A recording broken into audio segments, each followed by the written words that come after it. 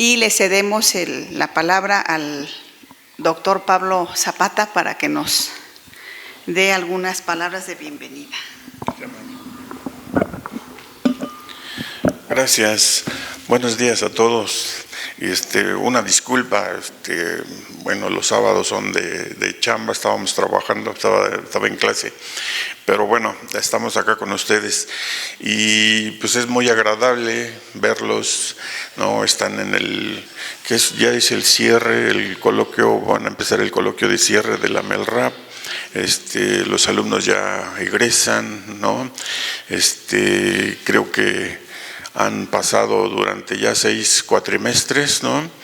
Y pues la tarea ha sido como ardua, ¿no?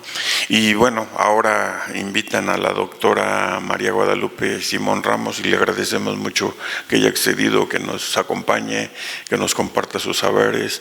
Sea usted bienvenida a esta casa de estudios. Agradezco también a la maestra Lorena, pues esta participación que ahora me corresponde.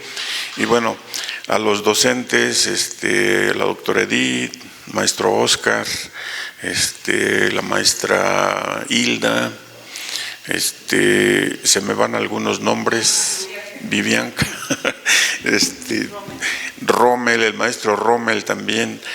Bueno, todos y cada uno de ustedes sean bienvenidos y esperemos que se sientan muy a gusto con el trabajo que ahora nos presenta la doctora María Guadalupe, ¿no? Sean todos bienvenidos y muchas gracias.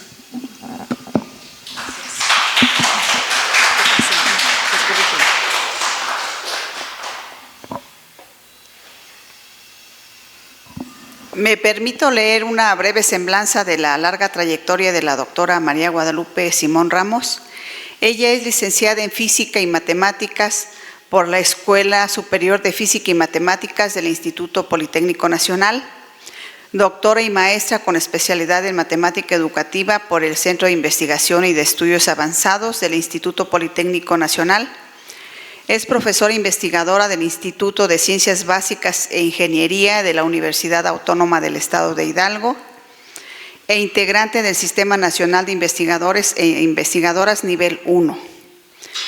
Es presidenta de la Red de Centros de Investigación en Matemática Educativa, integrante del Comité Latinoamericano de Matemática Educativa y de la Red de Ciencia, Tecnología y Género.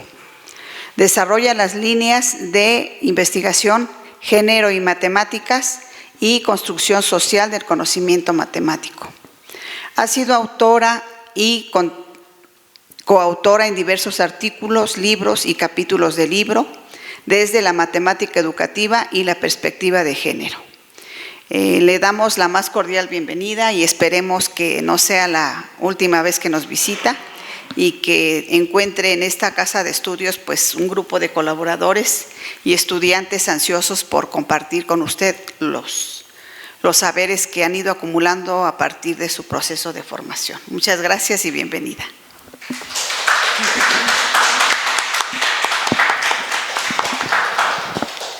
Pues muchas gracias, doctora Lorena. Muchas gracias a ustedes por permitirme este espacio para compartirles un poco de mis experiencias como formadora de docentes y como formadora de futuros y futuras investigadores en matemática educativa.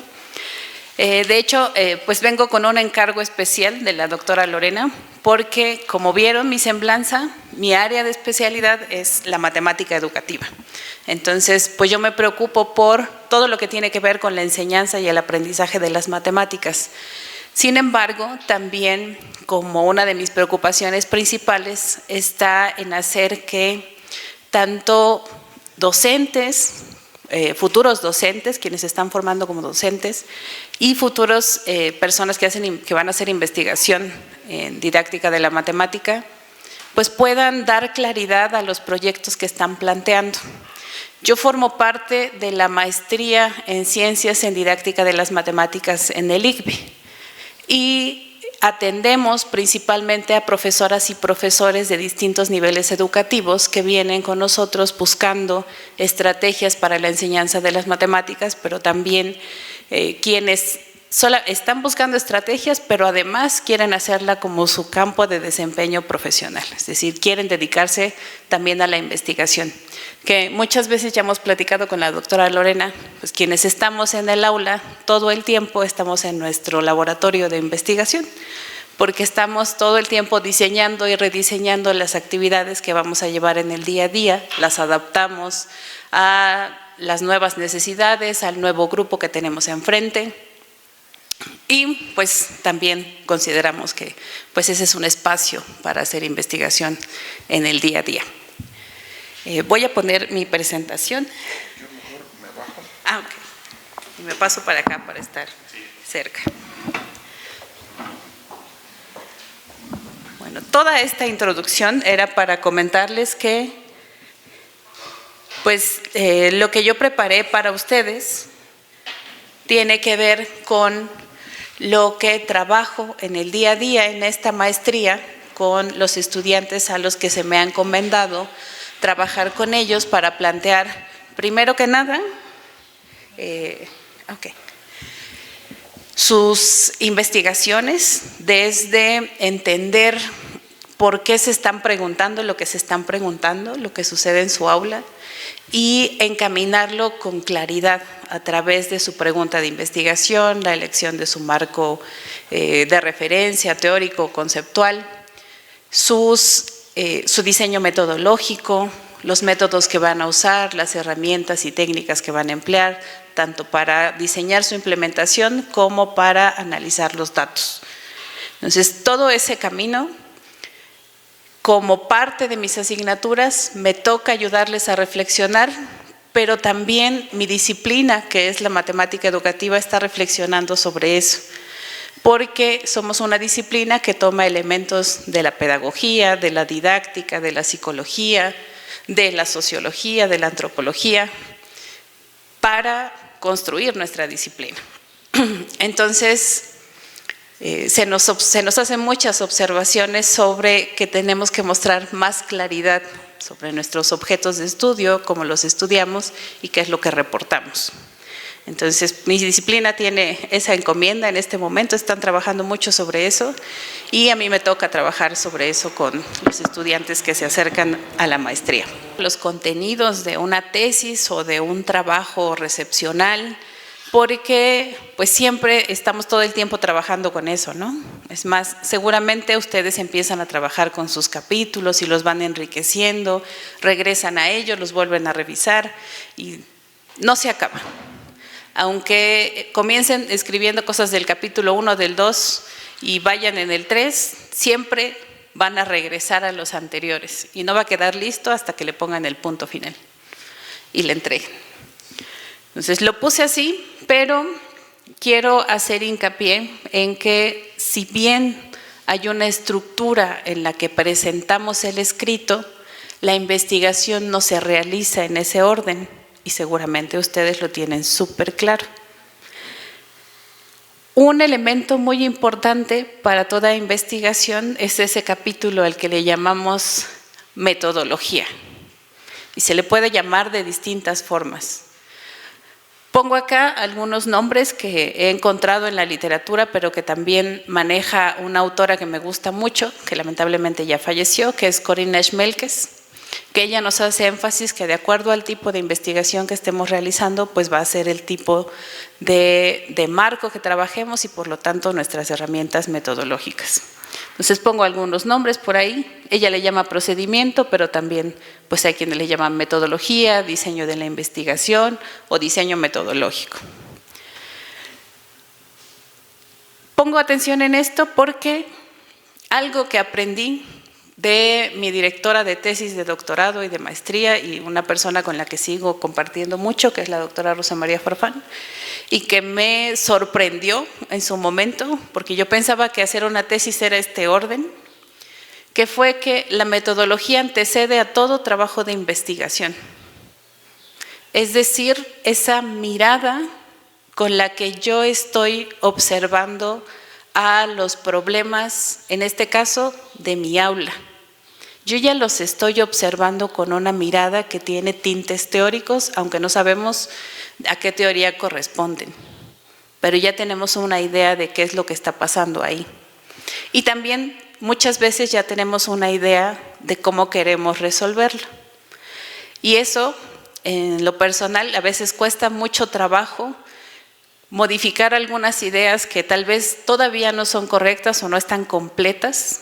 En mi opinión me ha pasado mucho eso, pero también a otras colegas de matemática educativa les ha pasado que a veces sus estudiantes les llegan ya con un diseño que quieren poner en el aula porque ya saben cómo lo van a resolver todo. Entonces ella dice, Gabriela Buendía se llama esta doctora, dice, es muy difícil hacer que mis estudiantes pues sepan que primero tienen que fundamentar todo su diseño, entonces, y ahora sí pueden llevarlo al aula y analizar qué es lo que está pasando. Bueno, si bien la metodología antecede, no nos podemos aventar a que esa mirada inicial que tenemos sobre el problema que estamos observando en nuestra aula, digamos, ya tengo cómo atenderlo. Por eso están aquí, creo, porque llegaron aquí buscando herramientas para atender qué es lo que están observando en sus aulas.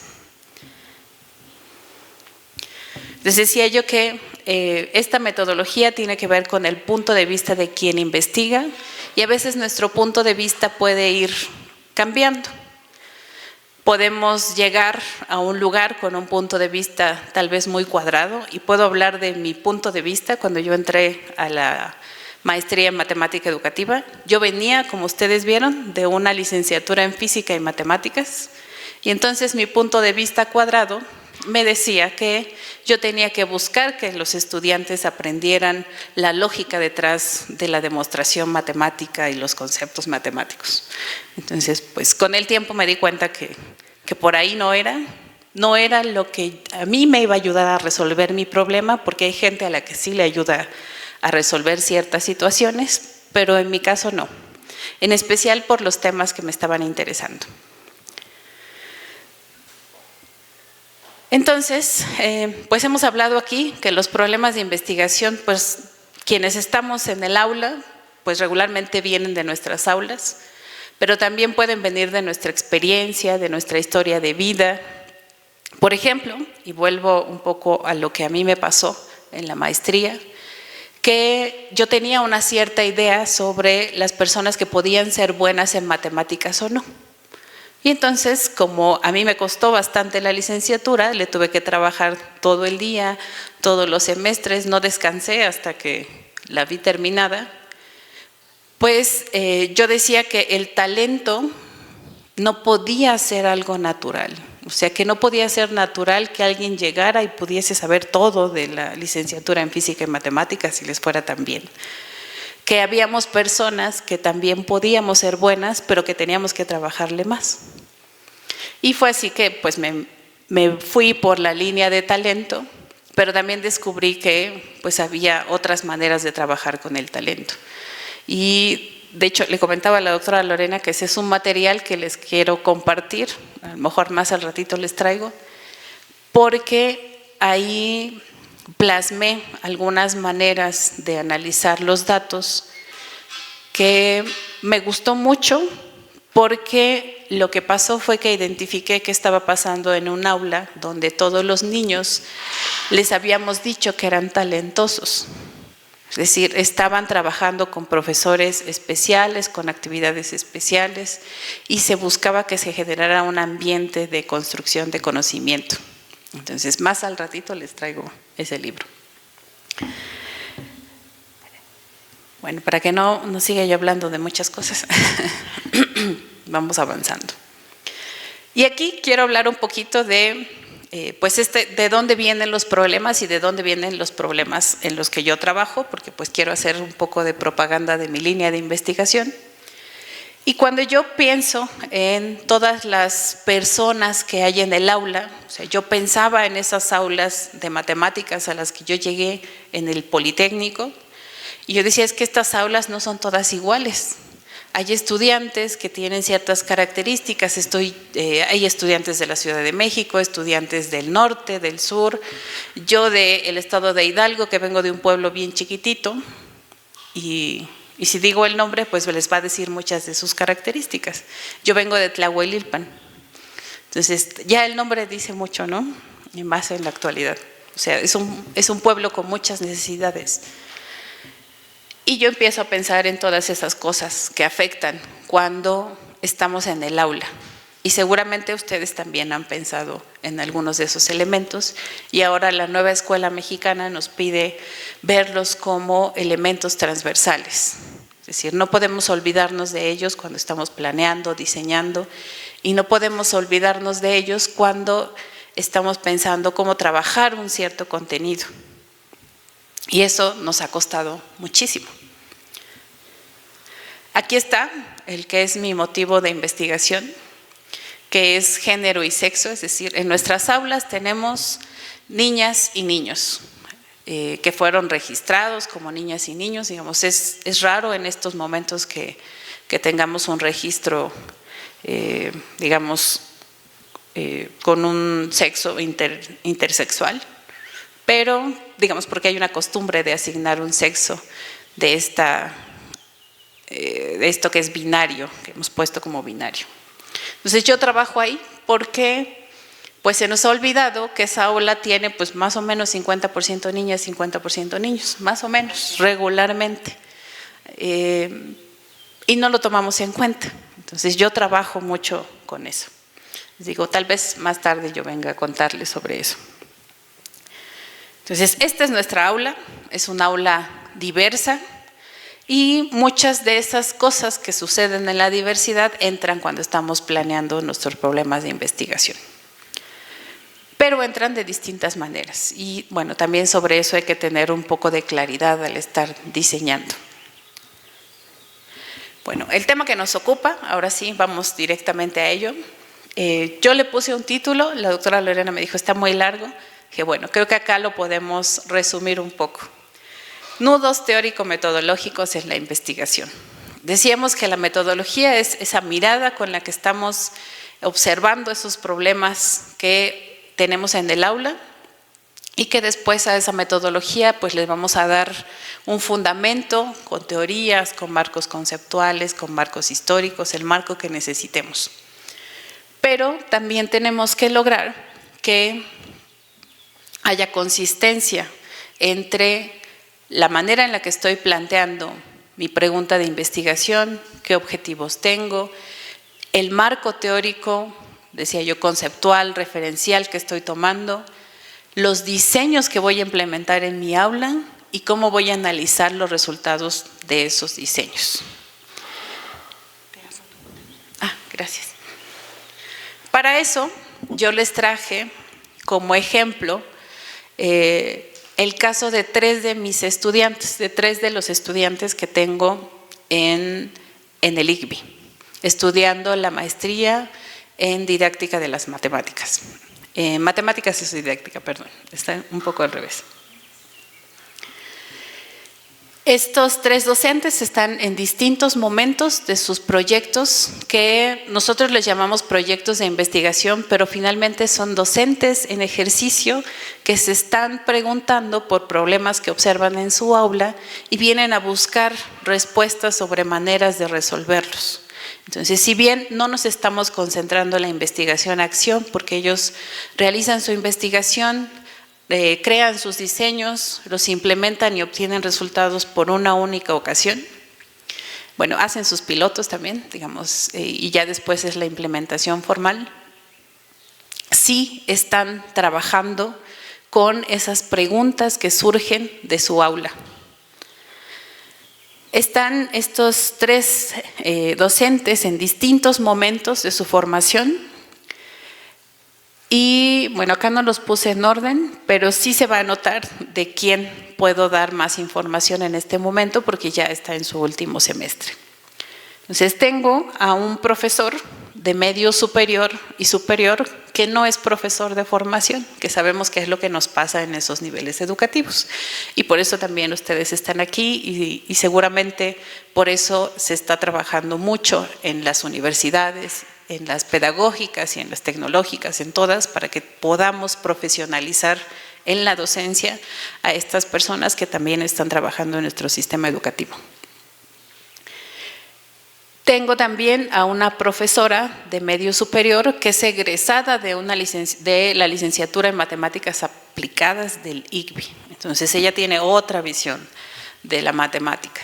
Pero pues siempre le interesó la docencia, desde su licenciatura se fue enfocando en la docencia y ahora está estudiando la maestría y a la vez es profesora en servicio.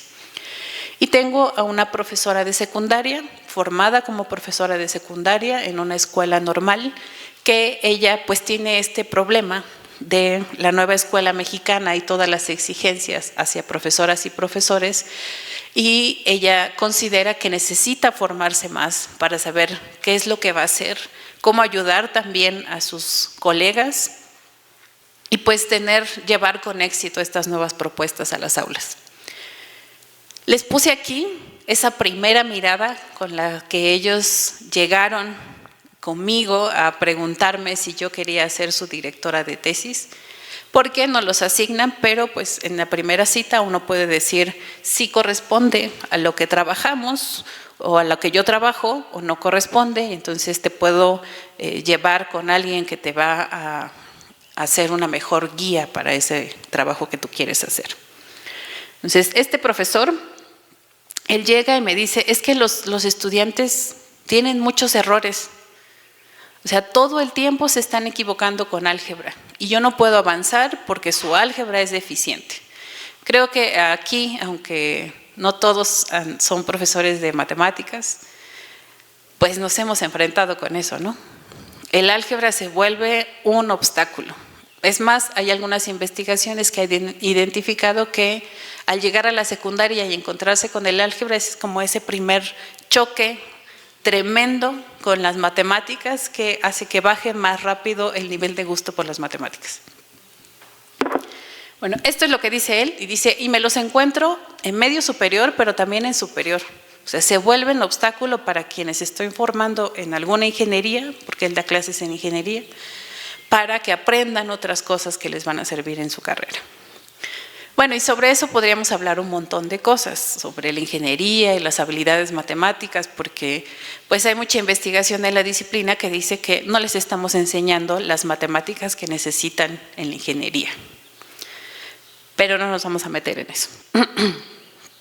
Y esta profesora de medio superior, que ya es muy joven, tiene mucho entusiasmo por la enseñanza de las matemáticas y todo el tiempo está poniendo en juego experimentaciones, pero ella principalmente se preocupa porque cuando llega al aula sus estudiantes tienen rechazo hacia las matemáticas.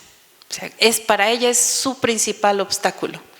Porque ella tiene mucho entusiasmo, desarrolla muchas actividades, las lleva al aula, por supuesto sin un marco teórico, con sus mejores ideas que le surgen de su licenciatura en matemáticas aplicadas sobre cómo enseñar matemáticas. Entonces se da cuenta que le interesa motivar a sus estudiantes de alguna manera, pero también se da cuenta, y discutimos, que no se puede motivar a los estudiantes sin algo profundo que cambie la manera en la que ella está enseñando matemáticas. Sabemos que diciéndoles échenle ganas, pues no va a funcionar.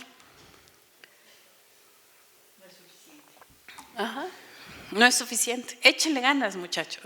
Les entra por aquí y les sale por allá. Y por otro lado, la profesora de secundaria me dice, es que los profesores no tenemos la preparación para hacer lo que nos están exigiendo con la nueva escuela mexicana. Y nos dan muchas capacitaciones y nos dan ideas, pero yo me siento perdida, mis compañeros también se sienten perdidos, hemos hecho cosas, pero quedan cosas muy raras, así que necesito formarme. Y ella llega con esa idea. En el caso de los tres, yo acepté ser su directora de tesis. En el primer caso, porque he estudiado mucho lo que tiene que ver con la enseñanza y el aprendizaje del álgebra. También no he tenido un acercamiento directo con la motivación, pero conozco el trabajo de una colega muy cercana que ayer tuvimos de visita por acá, que tiene que ver con el afecto, las emociones, la autoeficacia, matemáticas. Dije, bueno, te puedo ayudar por ahí y si nos atoramos, pues buscamos a esta colega que nos puede guiar. Y sobre la nueva escuela mexicana, el marco teórico desde el que yo trabajo la enseñanza de las matemáticas me permite trabajar con la nueva escuela mexicana, porque esta nueva propuesta educativa tiene planteamientos que no surgen de la nada.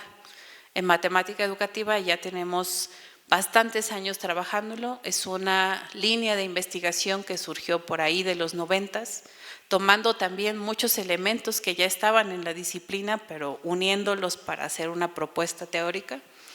Entonces, pues sí tengo elementos para decir, bueno, trabajemos. Después, ustedes saben, seguro ya lo vivieron, lo primero que les piden es hacer una revisión bibliográfica. Es decir, se están preguntando algunas cosas y les mandan a buscar sobre eso que se están preguntando en todas las revistas de su área que sea posible encontrar, leer. Seguramente les piden llenar algunos instrumentos de análisis para trabajar con toda esa revisión bibliográfica.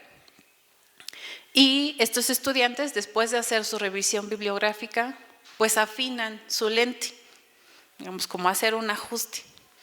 Yo me estaba preguntando unas cosas, pero afino mi lente. Y es muy claro que ellos jamás se desprenden de ese punto de vista o de esa lente con la que están mirando a los problemas del aula. Y van a ver que es muy clarito que no se desprenden de eso. El profesor, que le puse ahí B, porque es la inicial de su nombre, este profesor se da cuenta de que los problemas que están presentando sus estudiantes con el álgebra, pues pueden tener un origen tan simple como que su idea sobre el signo igual no es muy completa, es muy básica. Entonces, para hacer un ejercicio rápido, aquí les puedo preguntar, ¿qué piensan cuando les hablamos del signo igual? ¿Qué se les ocurre así rápido? ¿Perdón? Bloqueo.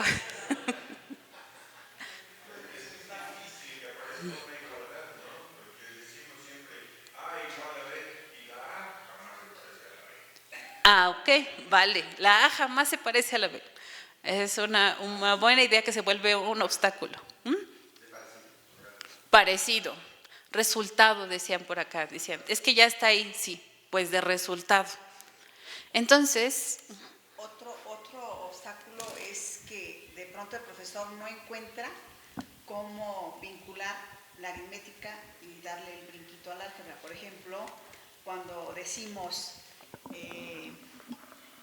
un día igual a 24 horas, entonces 1 es A igual a B 24 y podemos hacer 1000 cosas, pero de pronto el estudiante no entiende en qué momento se desprendió de los números para utilizar solamente literales. Entonces yo creo que ese es un problema.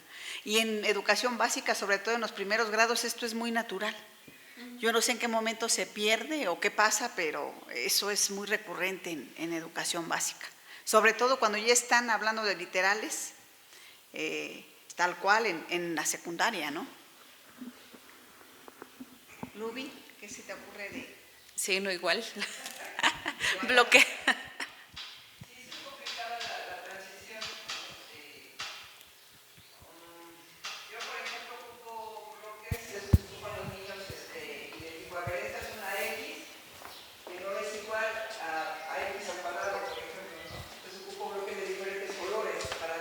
Esto es X, es color rojo, y este bloque verde es X cuadrada. Entonces, la idea es que vean que no son iguales y que no valen lo mismo.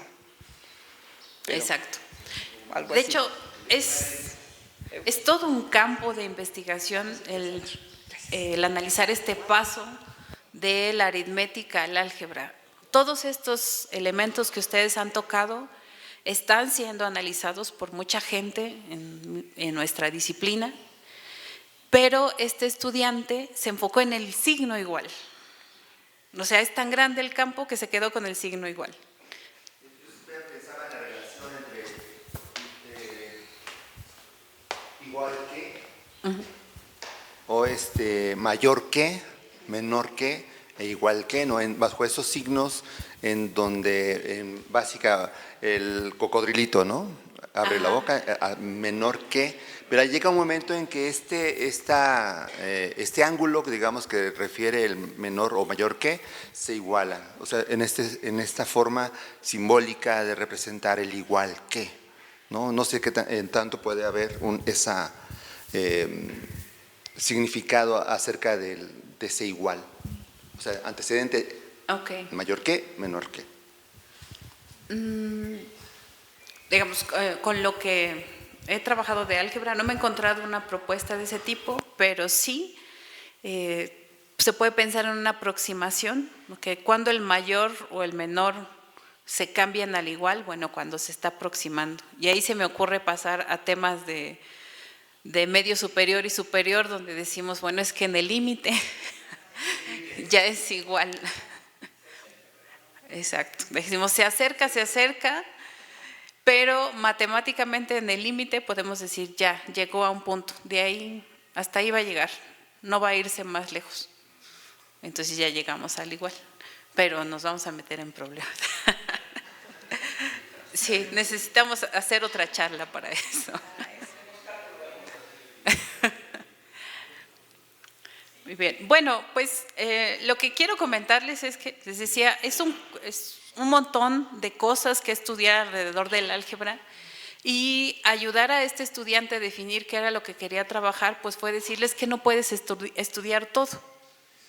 Y dijo, es que me he encontrado muchos trabajos que hablan del signo igual y que en la enseñanza, pues por costumbres didácticas, porque así vienen los libros de texto, porque así se ha enseñado siempre, pues se trabaja una visión operacional del signo igual.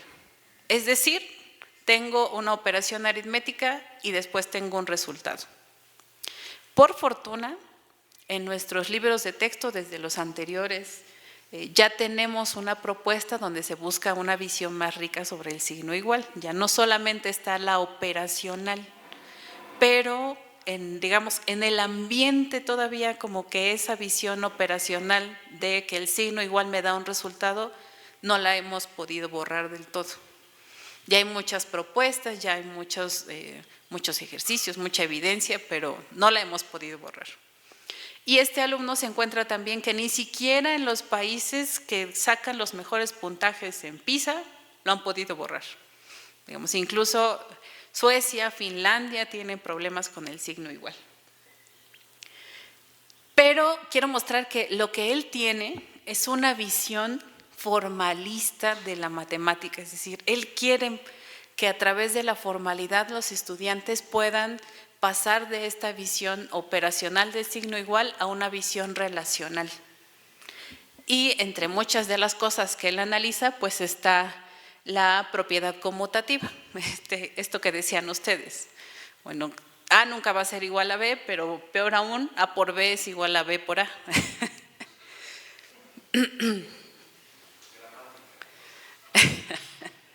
Algo así. Bueno, hay muchas maneras de trabajar esto con los estudiantes. Una de esas puede ser que se encuentren con muchas oportunidades de trabajar números que al multiplicarlos, pues se den cuenta que si los multiplico en un sentido me da el mismo resultado, si los multiplico en el otro sentido nos da el mismo resultado. Y lo que él quiere es lograr que esto pase, que a través de mucha reflexión sobre las operaciones que están realizando, pues se pueda lograr que se entienda esta propiedad conmutativa que me habla sobre el signo igual, que me dice que el signo igual está relacionando los dos elementos que están a sus costados y que esa relación pues no solamente es de resultado. Y hace toda una serie de cosas que ahorita más o menos les voy a ir mostrando. Entonces su visión es formalista. Él quiere que la estructura de la matemática le ayude a que quede muy clara esa visión relacional del signo igual. Y no se la voy a quitar, porque tenemos herramientas de la matemática educativa que le pueden ayudar a trabajar con esa visión formalista. Entonces, ahí lo vamos a dejar. Por el otro lado, está esta estudiante que le interesa estudiar a la motivación y ella empieza a encontrar evidencia bibliográfica que le dice es que el interés y la motivación son importantísimos y son los que van a ayudar a que los estudiantes pues logren ese descubrimiento de matemáticas, ese interés y que sigan queriendo saber más matemáticas. Pero también se encuentra con que hay mucha evidencia de que esa motivación se puede lograr a través de que la matemática sea útil y que los estudiantes la puedan encontrar en su vida diaria. Entonces se afina su mirada. Primero dices que necesito que estén motivados, que se interesen, que quieran trabajar mis actividades y luego se da cuenta que en efecto la motivación es importante, pero que lo puede lograr a través de actividades que tengan relación con la utilidad de la matemática, pero también con lo que sus estudiantes viven en el día a día. Y por otro lado está esta profesora de secundaria que es muy claro que ella coincide con las propuestas de la nueva escuela mexicana, pero le está costando concretar diseños para el aula. Y pone una cita sobre que el enfoque de ella va a ser sociocultural. Entonces, en su revisión bibliográfica, por ahí saca una cita y dice que lo sociocultural, que va a ser el enfoque que le va a dar a su investigación, se usa para denotar epistemologías que ven al individuo como citado dentro de culturas y situaciones sociales. Es decir, le importa su estudiante. ¿Y dónde está situado? El lugar donde vive, la actividad económica de las personas en ese lugar, sus fiestas, incluso su religiosidad, sus costumbres, la historia de vida de este estudiante. Entonces, le importa a su estudiante. Bueno, a ella la vamos a dejar hasta aquí porque está en su segundo semestre, lo acaba de terminar, y ya está afinando su postura teórica, pero digamos, ya podemos ver que ya la definió, ¿no? Va a ser de tipo sociocultural, pero no ha diseñado herramientas y no hay más elementos para discutir sobre el trabajo de ella. Pero de B y C sí tenemos más elementos. Así quedaron sus preguntas de investigación. En investigación cualitativa, en nuestra disciplina y además también en general en ese tipo de investigación, nos hemos dado cuenta que la pregunta de investigación pues de un inicio nos puede quedar lista, pero se vuelve como operacional. Es decir, me guía para lo que estoy buscando. Pero en el camino los estudiantes se dan cuenta de que no la formularon bien, de que su pregunta les daba para más, que podían encontrar más cosas y al final la reformulan. Es más, nos ha pasado que en el examen les están diciendo es que tu pregunta de investigación como que no respondiste a lo que quería, respondiste a más o respondiste a otra cosa y se reformula la pregunta. Bueno, así quedaron de momento sus preguntas de investigación. El profesor B está buscando el origen de estos obstáculos que presentan los estudiantes a no interpretar de forma adecuada el uso del signo igual. Ahora yo digo que esa se quedó como una pregunta y ahora se puede responder más preguntas porque ya encontró el origen. Y el origen que él encontró es que tiene que ver con los obstáculos de tipo didáctico. Es decir, todos los materiales didácticos que se están trabajando, pues están promoviendo una visión limitada del uso del signo igual. Y tenemos que hacer que esos materiales didácticos pues tengan un cambio. Por ejemplo, analice el clásico, que seguramente todos ustedes han conocido, el Baldor. Dice, ahí aparece una y otra vez este uso solamente operacional del signo igual. Bueno, y encontró muchas más cosas, pero les digo, nos llevaría mucho tiempo discutir. La profesora de medio superior reformula su pregunta y dice, bueno, me voy a preguntar cómo influyen en la motivación las estrategias didácticas que permiten la construcción de ideas matemáticas a través de problemas en contexto. Y la profesora de secundaria también se dio cuenta que Podía usar la metodología STEM, porque hay muchas investigaciones que la han usado y además la nueva escuela mexicana la propone, pero que le hacía falta algo más para completar lo que se iba a hacer con metodología STEM. Y encontró a la modelación, leyó muchos artículos sobre modelación, que de manera simple podemos decir que en nuestra disciplina la modelación se ve como todas aquellas estrategias que se planean para que se pueda proponer un modelo matemático. Un modelo matemático que puede ser desde una gráfica, una tabla, una representación pictórica también, que me diga cómo se está comportando un fenómeno. Entonces ella hasta ahorita ha decidido trabajar así. Entonces así quedaron sus preguntas, pero les digo, yo no creo que vayan a quedar así, todavía las pueden cambiar. Y bueno, ¿cuál es el marco que ellos están construyendo para su investigación? Y hay muchas cosas que nos dicen sobre el marco. Es más, seguro ustedes tuvieron clases donde en metodología analizaron todo lo que tenía que ver con el marco, para qué nos sirve, cómo lo construyo, qué tengo que tomar en cuenta para hacerlo. Aquí hay algunos elementos nada más. Marqué en negro lo que me parece importante para lograr, pero la primera parte dice, la teoría o teorías que fundamentarán mi investigación. A Corina Schmelkes le gusta llamarle a este capítulo fundamentos de la investigación. Es decir, va a fundamentar todas mis decisiones. ¿Qué diseños voy a construir? ¿Cómo los voy a construir? ¿Qué herramientas voy a construir para analizar los datos? Que van a ser acordes a mi problema y al marco con el que los estoy trabajando. Bueno, ahí hay algunos otros elementos que no vamos a discutir aquí, pero digamos, los puse porque, para que vean que no es lo único que se trabaja sobre el marco, se trabajan más cosas. Pongo acá también que para Corina Schmelkes las principales funciones del marco teórico son bastantes, pero entre las cosas para las que nos ayuda, les decía, son saber cómo se ha trabajado con ese problema. Digamos, qué propuestas se han hecho, qué diseños, qué resultados, pero también cómo se han recolectado los datos. Y bueno, entre otras cosas les decía qué diseños se han utilizado y qué respuestas se han obtenido. Entonces, ahí es donde me voy a concentrar. Cómo se han recolectado los datos, cómo se han diseñado los instrumentos para recolectar los datos, qué tipo de estudios.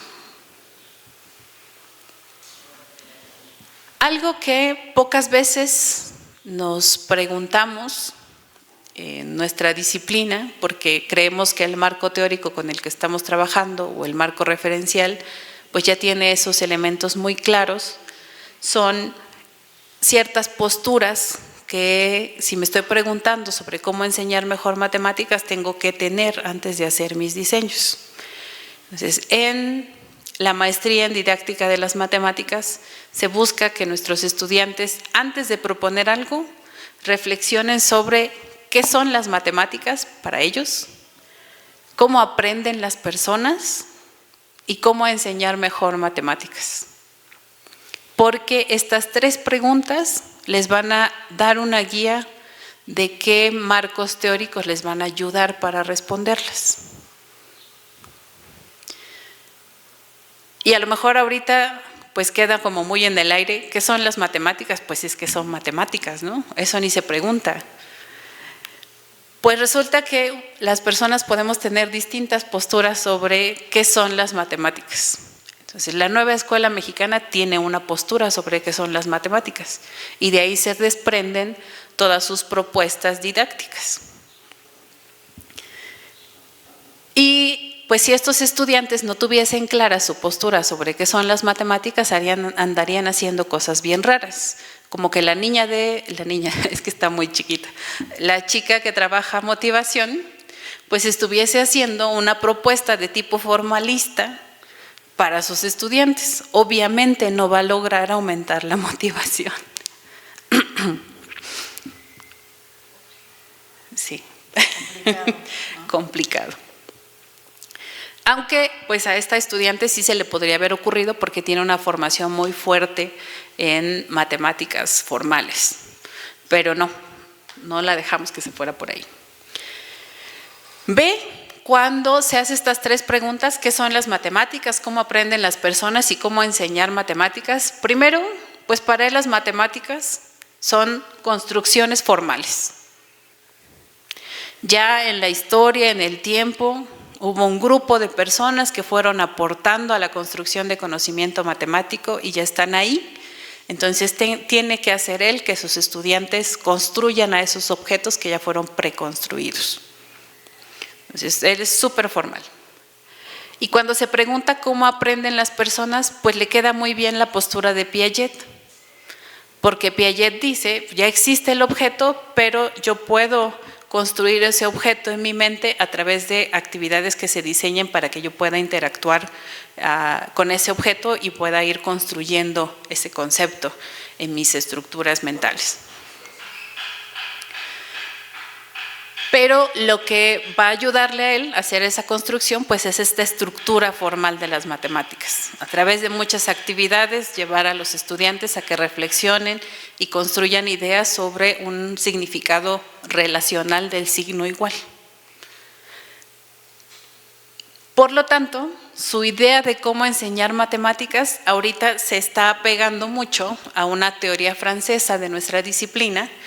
No la va a tomar como tal, pero se está pegando mucho a ella porque esta teoría propone que hay que rescatar cómo los objetos matemáticos surgieron para poder construir diseños donde se cree le llaman génesis artificial, que lleve a que se reconstruya ese objeto matemático por parte de las personas. Entonces él está ahí, como que dice, es que me gusta esta perspectiva didáctica.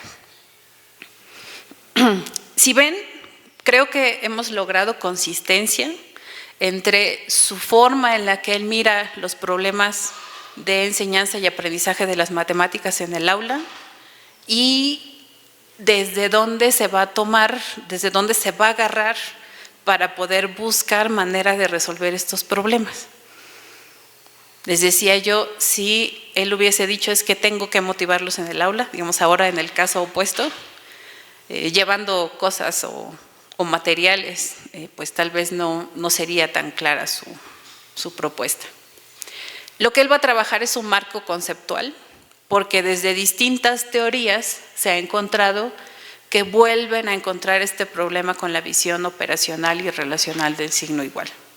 O sea, no importa el marco teórico, se han vuelto a encontrar con la misma respuesta. Entonces, él va a construir un marco conceptual. Por otro lado, esta estudiante que trabaja la motivación, ella va a construir un marco de referencia, porque no tiene una sola perspectiva teórica que le ayude a responder su problema. Entonces, después de mucho leer y de trabajar muchas cosas, ella coincide en que va a necesitar una postura sobre qué son las matemáticas que piense en las personas haciendo matemáticas. Es decir, que las matemáticas son y han sido siempre producto de la actividad humana. No nos llegaron por cosas divinas y aparecieron por ahí para que las trabajáramos. La humanidad, y ella es su postura, la humanidad ha ido construyendo a las matemáticas porque son una herramienta que nos ha servido para resolver muchas cosas.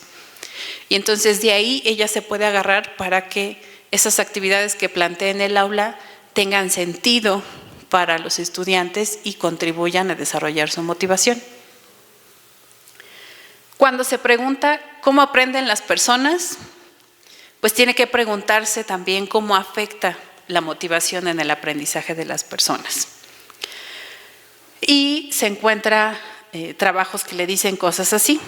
El conocimiento se construye a partir del contexto del estudiante, el escolar, el cotidiano, el comunitario, el histórico. Todo eso le va a ayudar a construir el conocimiento.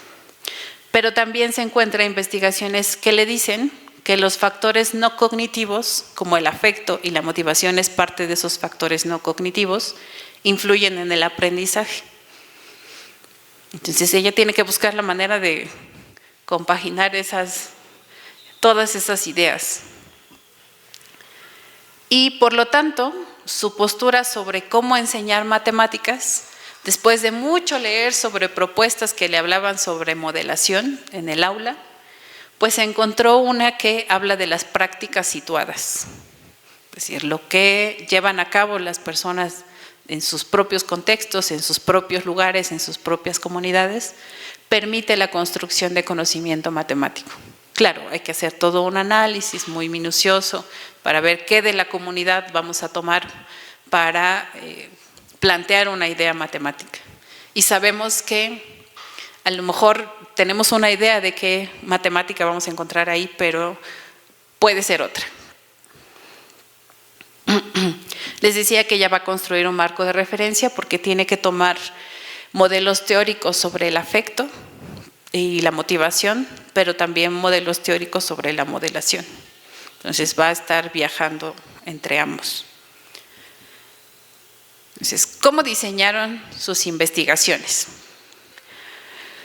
El diseño de la investigación pues tiene todos estos elementos y ustedes podrían checar, esta es la propuesta de Corinna Schmelkes también, podrían checar si en sus correspondientes capítulos de diseño de la investigación todos estos elementos aparecen, desde su población, si van a tomar una muestra, quiénes son la muestra, los instrumentos, las herramientas para ver la validez y confiabilidad de sus instrumentos, todo eso.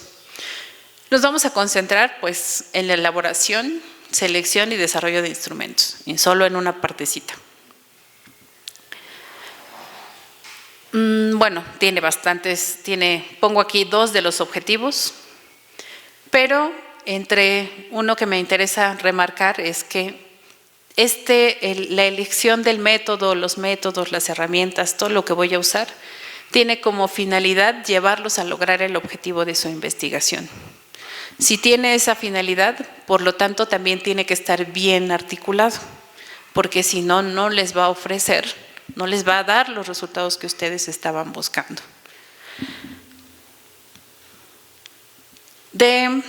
El profesor B, hasta ahora lo que él ha trabajado es que pues ya se sabe mucho sobre las dificultades que trae el tener una visión operacional de signo igual y que es más conveniente tener una visión relacional.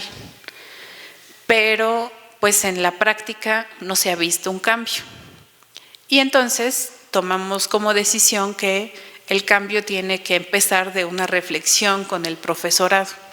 Entonces él va a trabajar con profesores en servicio, reflexionando con ellos sobre qué dificultades han encontrado en sus estudiantes y cómo se podría trabajar una visión relacional de signo igual. Y entre las actividades que él propone está un momento de actividades que le llama transición.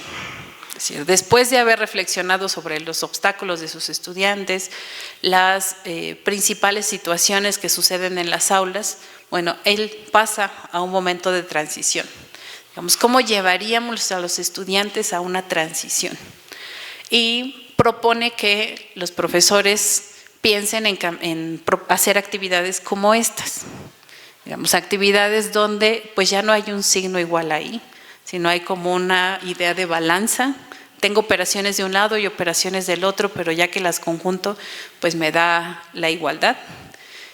Quiere desarrollar una visión de equivalencia para el signo igual. Y también quiere hacer ese paso al álgebra. Es decir, esto no solo sucede en aritmética, también va a suceder en el álgebra. Tengo que lograr esa equivalencia, ese equilibrio, esa balanza. Y por eso propone cosas como estas. O sea, dame 3 formas de expresar la misma, de igualar la misma expresión algebraica. 12x. Dame 3 formas distintas. Y hay muchas respuestas. Los estudiantes podrían decir, pues dígame cuánto vale la X y yo le digo el resultado. Pero a partir de mucha reflexión, él espera que aquí pues los profesores se den cuenta que 12x lo puede poner como 6x más 6x, como 8x más 2x, como 15x menos 3x y así sucesivamente. En esa fase también propuso una actividad, y esta va a estar bonita, porque todos hemos bailado, o hemos estado en una fiesta, o en una fiesta hemos estado y nos quedamos sin bailar. Dice, utilizando expresiones algebraicas válidas por orden de apreciación, explica si las expresiones propuestas en cada caso describen lo mismo. ¿Bailé 2 veces o 2 veces bailé? ¿Ustedes qué dicen? ¿Expresan lo mismo?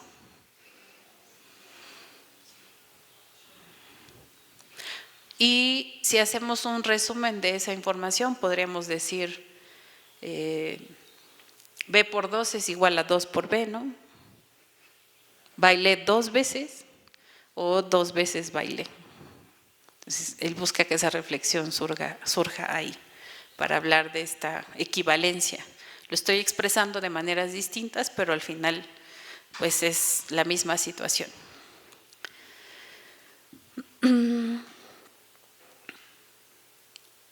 Él está en este momento, ha probado sus instrumentos en varias ocasiones para hacer las modificaciones necesarias y en julio, a principios de julio, pues va a tener la oportunidad de ya llevar su diseño al trabajo con docentes. Pero sigue el formalismo ahí. Sus instrumentos para reflexionar y recolectar datos siguen siendo bastante formales. Es decir, no hemos dejado que se nos pierda. Para la profesora C, les decía yo que ella tiene que hacer una articulación teórica y tuvo que buscar una propuesta de modelación que le permitiera preocuparse por los afectos. Hay propuestas de modelación que no lo permiten. Dicen, vamos a modelar con matemáticas, pero ya te voy a dar un problema. Y yo voy a buscar que sea cercano a ti, pero pues a lo mejor no va a ser cercano a todos. Es una propuesta, me parece, un poco básica. Es decir, les dan un problema que es cercano a su realidad o ficticiamente cercano a su realidad y llevan a que los estudiantes propongan la diversidad de herramientas que sea posible para resolver ese problema matemáticamente. Entonces, esa visión de modelar con matemáticas no les servía porque necesitaba hacer esa revisión previa de qué les importaba a sus estudiantes, qué necesidades hay en su comunidad y distintas cosas más. Estas son las posturas teóricas que va a trabajar, la modelación en la vida de la gente de una investigadora chilena que se llama Daniela Soto. No les puse ahí un año porque hemos estado consultando investigación de ella de varios años y también de la postura teórica donde ella se inserta para hacer esta propuesta de modelación en la vida de la gente. Y también el modelo de motivación que va a tomar corresponde a Markku Hanula, que justo es un finlandés, que decíamos Finlandia estuvo mucho tiempo en los primeros lugares de PISA, pero siguen teniendo problemas con la motivación de sus estudiantes. Entonces este investigador lo estudia mucho. Ella propone este modelo donde va a tener un objeto de actitud que es la modelación, es lo que va a generar que se estén generando todos estos afectos, que va a generar emociones, que va a generar actitudes o maneras de enfrentar ese problema. E integra ahí el modelo de motivación de Hanula. Y Hanula dice que la motivación se va a poder observar a través de las emociones de los estudiantes, y creo que ustedes coincidirán. Si nuestros estudiantes están motivados, pueden mostrar emociones positivas, y a veces también puede haber emociones negativas, pero que les impulsen a tener una actitud que les lleve al trabajo, a resolver el problema que les estamos planteando. Pero también hay creencias que están todo el tiempo jugando un papel cuando se enfrentan a tareas matemáticas. Creencias que tienen que ver con qué tan fáciles son, si son difíciles, si tengo la capacidad para trabajar en matemáticas y más cosas. Entonces, ella inserta de esta manera la forma en la que va a mirar ahora teóricamente a su problema y diseña estos instrumentos. Toma una actividad de modelación de la investigadora Daniela Soto, la rediseña porque diseñar algo nuevo iba a tomar mucho tiempo y es un trabajo de maestría. Y además es algo que podemos hacer mucho quienes estamos en el aula. Si alguien ya propuso algo y me parece que coincide con lo que yo quiero lograr y con mis posturas, pues voy, lo tomo, lo rediseño, lo adapto y lo llevo. Y de nuevo lo puedo volver a rediseñar y a llevarlo. Entonces, ella toma algo que ya existe y la actividad la lleva al aula en 2 sesiones, graba audio, no graba video para proteger la identidad de los estudiantes porque son todos menores de edad. Tiene la autorización de las familias, pero dado que son menores de edad, pues decide no tomar video, solamente grabar audios. También recupera la información escrita y trabaja el diseño de tal manera que de verdad sea una actividad de modelación. O sea, hay un momento de inicio donde hay mucho trabajo con el fenómeno que resulta ser reproducción de bacterias y toma como símil las levaduras y el pan, porque es una comunidad donde ella trabaja que hay mucha gente que hace pan. Entonces muchos empiezan a hablar sobre cómo sucede. Entonces, si bien las levaduras no son una bacteria, sí se reproducen de una manera parecida. Bueno, y hay muchas cosas que hablar sobre el diseño. También sería otro momento para hablar sobre ese diseño. Diseña un protocolo de observación. Dado que ella no puede tener todo el tiempo para observar lo que está pasando en el aula, pues una de sus colegas, que también está en la maestría, pues le ayuda a trabajar este protocolo de observación. Y en este protocolo de observación se están buscando las actitudes, las emociones y las creencias que se evidencian al estar trabajando con la actividad matemática. Regularmente este tipo de estudios con creencias, emociones y actitudes se hacen con un cuestionario o con una escala, que los estudiantes digan qué tan bien me siento o qué emociones presento, pero decidimos que no se podía hacer así con una actividad de modelación. O sea, hay que ver la actividad matemática en el aula, los estudiantes proponiendo conjeturas, preguntándose cosas, compartiendo información y observar qué emociones, qué actitudes y qué creencias se pueden evidenciar en ese momento. Y lo que nos dimos cuenta es que esta actividad nos iba a dejar ver más las emociones y las actitudes, que algunas veces por ahí las creencias iban a aparecer, pero no sabíamos si en efecto iban a aparecer porque las creencias son algo que tiene otras características. Así que incluimos un cuestionario de creencias. Pero de este tipo de escala, dijimos, es que tampoco nos es suficiente, entonces necesitábamos una pregunta que nos hablara de sus creencias. Y eso es lo que les quiero mostrar ahorita, cómo esta estudiante hizo el análisis, estamos haciendo el análisis de esa pregunta, que es abierta.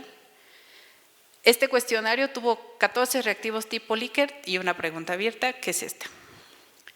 ¿Qué momentos o experiencias en la clase de matemáticas te han hecho sentir orgulloso de ti mismo o que estás teniendo éxito? Relata algún ejemplo en el que te hayas sentido así. Queríamos que mostraran sus creencias, es decir, qué tan fácil o qué tan difícil son las matemáticas. Y ya veo que están pensando en sus momentos donde se sintieron con éxito en la clase de matemáticas. Nos dijeran si ese momento había tenido relación con la utilidad de la matemática, es decir, que les sirviera para entender algo, resolver algo de su comunidad. Y también nos hablara de qué tan capaces se sienten en matemáticas, si son buenos, si no son buenos, si son de los mejores, si la verdad nunca se les han dado. Y ahora quiero mostrarles cómo haríamos ese análisis de esos datos. Y creo que ya me llevé harto tiempo. Entonces me voy a saltar. Aquí hay más cosas sobre la investigación, el análisis de datos. Entonces tomamos esta herramienta que yo la recomendaría bastante, da mucha evidencia. Me la voy a saltar, pero luego le puedo dar la presentación a la doctora Lorena para que lo veamos más rápido. Entonces, al analizar un tipo de respuesta abierta como esta, o analizar videos o analizar audios, pues tenemos un montón de información ahí que pues no sabemos qué vamos a encontrar. Entonces, lo primero que hay que hacer, o sea, ya tengo mi información, la tengo que separar en elementos de sentido o organizar. Entonces, en este caso es un poquito fácil porque ya es una sola pregunta y ya tengo las respuestas separadas y ya sé, y mi Excel, que es donde las recuperamos, pues me deja organizarlas. Ya que tengo ese orden, pues puedo preguntarme qué hay aquí. Y entonces hicimos una revisión y dijimos, bueno, ¿qué respuestas nos dicen que ahí hay algo de lo que estamos buscando? Pero así, nada más mirando. O sea, ¿hay algo? Bueno, aquí, aquí, aquí, aquí hay algo. Estas respuestas me dicen algo. Después de preguntarme qué hay aquí, bueno, ¿qué relación tiene eso que me encontré, que hay allí, con mis objetos de estudio y mi pregunta de investigación y, por supuesto, mis herramientas teóricas que ya estuve trabajando? Y empezamos a marcar qué habíamos encontrado de lo que había ahí. Y pues lo que salta a la vista son esas categorías con las que ella construyó el cuestionario y construyó la pregunta, esta pregunta abierta que estamos analizando. Esas categorías que tienen que ver con facilidad, dificultad, utilidad o capacidad. Y me estoy viendo que me equivoqué. En lugar de marcar capacidad de azul, marqué utilidad. Bueno, nos encontramos que los estudiantes muestran mucha evidencia de ver a las matemáticas fáciles o difíciles. Entonces, les hace sentir exitosos el haber podido comprender y resolver los problemas. O sea, en este caso sería de capacidad. O sea, pude comprender y pude resolver. También otro elemento de capacidad, bueno, está el otro que es muy parecido. Puedo resolver y comprender, lo tiene al revés. Pero hay uno que si vieron, nos escribió un montón. Y dice que hay muchas cosas, pero la insuficiencia y poca habilidad. O sea, él reconoce que uno puede sentirse que no tiene la habilidad de matemáticas, pero que también la inteligencia es un elemento. Bueno, podemos discutir mucho también sobre la inteligencia, digamos, pero no lo vamos a hacer. Pero hay algo, son de elementos de capacidad. O sea, ¿soy capaz o no soy capaz? ¿Soy bueno o no soy bueno? Entonces, se presenta ahí cuando los estudiantes están preguntando si se sintieron exitosos. Dado que este instrumento lo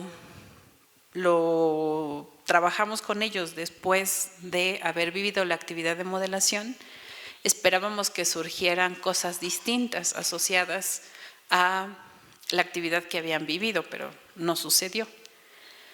Por ejemplo, y en este caso la utilidad no apareció, aunque todo el diseño de modelación que trabajaron fue sobre uso efectivo de las matemáticas y el uso de las gráficas para entender qué está pasando con un fenómeno real, uso de gráficas matemáticas. No apareció la utilidad. No mencionaron por ahí que pues me ayuda a entender si una persona se enferma más es porque sus bacterias se están reproduciendo así, nada. Y eso tiene que ver con que las creencias son algo que lleva mucho tiempo para construirse y por lo tanto también mucho tiempo para cambiarse. Entonces, pues tenemos ahí ya una evidencia que podemos confrontar con la teoría, con lo que ya se sabe de lo que pasa con las creencias. Bueno, en verde puse lo de facilidad y dificultad, imposible, complicado. Acabo primero que todos, o sea, fue rápido, fue fácil.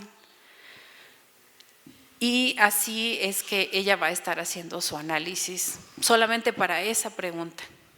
Digamos, elegí esta porque creo que es una manera en la que todos podemos hacer análisis.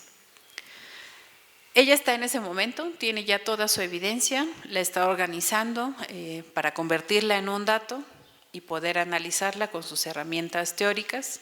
Este es solamente un ejemplo.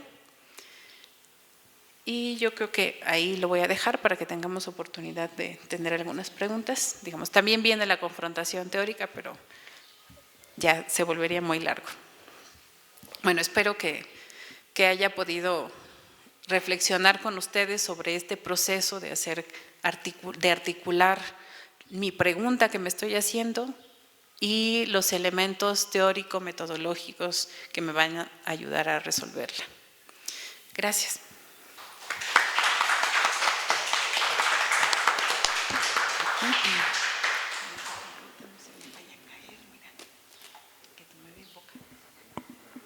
Muchas gracias, doctora, por tan interesantes aportes a este espacio de reflexión. Bien importante lo que nos acaba de mencionar, estas cuestiones de la construcción social del conocimiento, esto que creo sobre el aprendizaje de cualquier área de conocimiento, pero también de la enseñanza, ¿no? ¿Qué implica el concepto o la definición conceptual del tema que estoy investigando y demás? Quisiera saber si alguien tiene alguna pregunta, comentario para la doctora, para que nos haga favor de expresarla, o nosotros preguntamos. ¿Cuál es su pregunta? ¿Cuáles son sus herramientas? Herramientas, alguna curiosidad, Esteban, tú que estás trabajando las cuestiones de matemáticas, ¿qué te pareció? Pues bueno, me llamó muchísimo la atención el manejo de cómo parte con lo que es el signo igual. O sea, es una premisa bastante llamativa para mí, que igual estoy trabajando en el área de matemáticas, y sobre todo porque sí es cierto, o sea, en realidad muchas veces queremos partir de que no entiende que A más B es C, y o sea, yo muchas veces trato de darles ejemplos como con frutas o con un contexto que se den cuenta que pues no, o sea, que es algo similar aplicarlo. Sin embargo, esa parte del signo me hace mucho sentido, porque luego yo, por ejemplo, para el despeje de la variable x, regularmente la x la dejo del lado izquierdo, y de una ecuación les digo, bueno, ok, los números de un lado y las x del otro. Entonces, en ocasiones, por practicidad, la x la dejo del lado derecho, y les cuesta mucho hacer el despeje con la x del lado derecho. Entonces, por eso me llamó mucho la atención esa parte del signo igual. Pues finalmente, sea del lado izquierdo, sea del lado derecho, marca exactamente lo mismo. Algunos a los que pues eran un poquito más hábiles decían, no, es que yo me acomodo más cambiarlo del lado izquierdo y el otro del lado derecho. No hay problema. Pero a los que de por sí les cuesta un poquito y que les cambie todavía a esa parte que les expliqué diciéndole que las x del lado izquierdo y los números del lado derecho, y luego despejo haciendo las x del lado derecho, les cuesta más ahí. Entonces me llama mucho la atención, y ahora quiero aprovechar para hacer la pregunta, ¿por qué en los tres casos se les hizo las mismas tres preguntas de análisis? La de ¿qué son las matemáticas? Sí, ¿qué son las matemáticas? ¿Cómo se aprenden y cómo enseñar mejor? Gracias. Estas preguntas corresponden a tener una postura ontológica, epistemológica y didáctica. Las resumí así porque son como las preguntas clave que nos podemos hacer. Es decir, y creo que hay una profesora de filosofía, tengo que tener una postura filosófica sobre cómo voy a abordar ese problema que tengo. Y en matemáticas, pues una de las primeras cosas que me tengo que preguntar es ¿qué son las matemáticas? Y les decía que tenemos distintas posturas. Por ejemplo, este profesor de medio superior y superior, bueno, resulta que también estudió como media carrera en la UNAM de la carrera de matemáticas, y al final la dejó porque no le convencía, pero le vendieron la idea del formalismo y le gustó.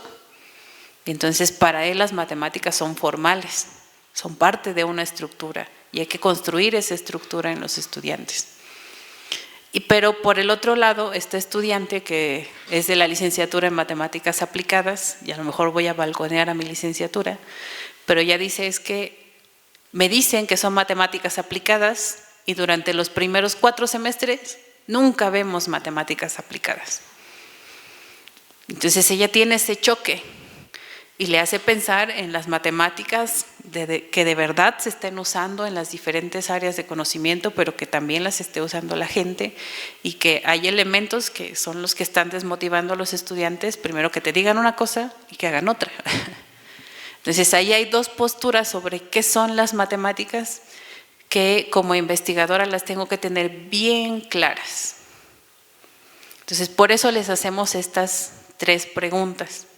O sea, tienen que tener su postura filosófica bien clara, porque nos hemos encontrado mucho que alguien dice, las matemáticas se construyen, las matemáticas, pues igual un tipo de esta propuesta formalista, pero al final, cuando diseñan un instrumento, pues no tiene esta postura.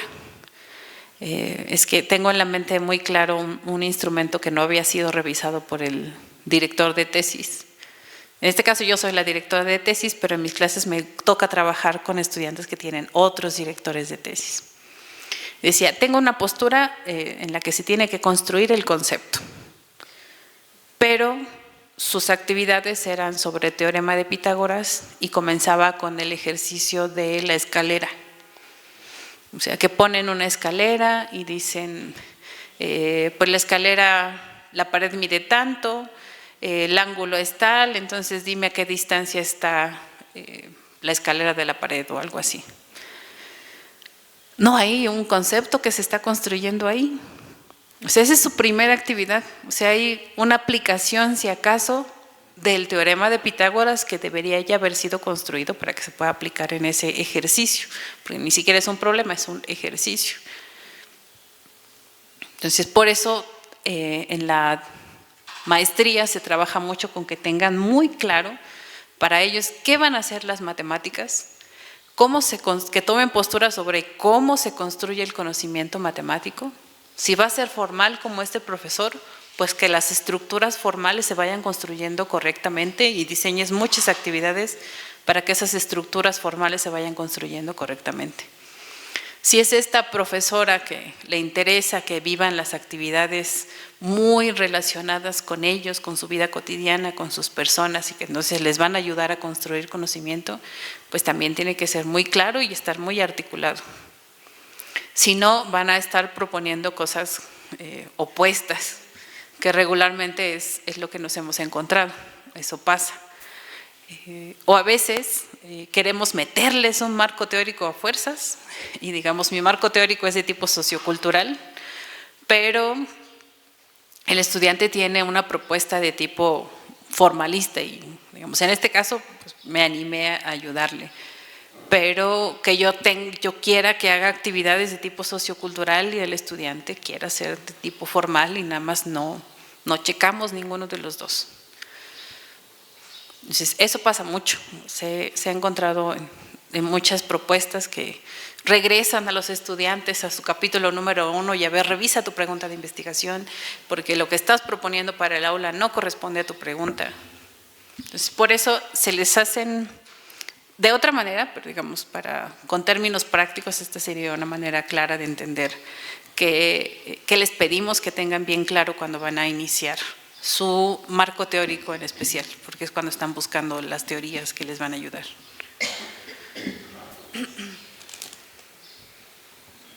Bien, a esta parte de cómo aprenden las personas, pues en mi caso, en la experiencia de la práctica educativa, pues yo soy maestra de primaria y aprendí a entender cómo aprenden los niños, y cuando entro a trabajar en la UPN con estudiantes de licenciatura y maestría, tuve que leer un libro de un francés que se llama François Dolto, que dice cómo aprenden los adultos, y pues yo tuve que aprender a comprender cómo aprenden las personas adultas, porque es bien difícil y es muy difícil, ha sido muy difícil para mí particularmente, desprenderme de estos ejemplos de educación básica en educación superior, porque me gana la experiencia, la formación, todo esto, y aterrizarlo con adultos pues es complicado, ¿no?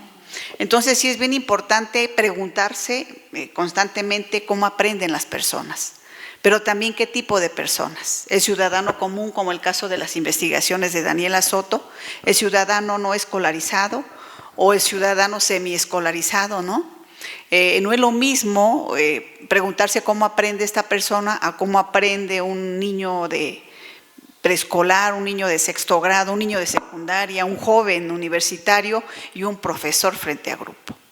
Entonces también cómo aprendemos a analizar la práctica propia es complicado, porque hay cosas que nos duelen, ¿no? Reconocer como que, híjole, sí lo estoy haciendo bien o no, y mueve nuestras emociones, nuestros patrones, ¿no? Muchas cosas que vienen a replantearnos y a cuestionarnos, sobre todo en cómo se enseña determinada área del conocimiento. No sé si alguien más tenga alguna otra pregunta. Pasamos a la entrega de la constancia de la doctora invitada, por favor.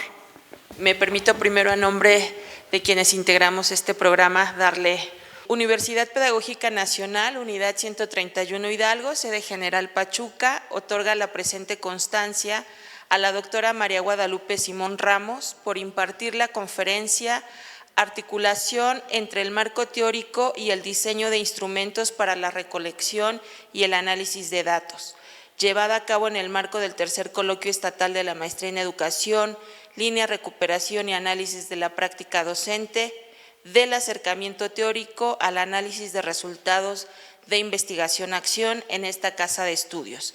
A 24 de mayo de 2025, atentamente, Educar para Transformar, y firma nuestra directora general, la doctora Marisol Vite Vargas.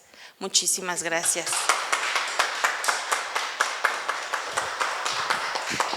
Y por supuesto, y de la misma manera, nuestro reconocimiento a la doctora Lorena Trejo, quien es nuestra coordinadora, y le agradecemos muchísimo por traer a la doctora María Guadalupe a esta casa de estudios, y la reconocemos como moderadora de la conferencia. Muchísimas gracias, un fuerte aplauso, y pues agradecerles a todas y todos por su presencia.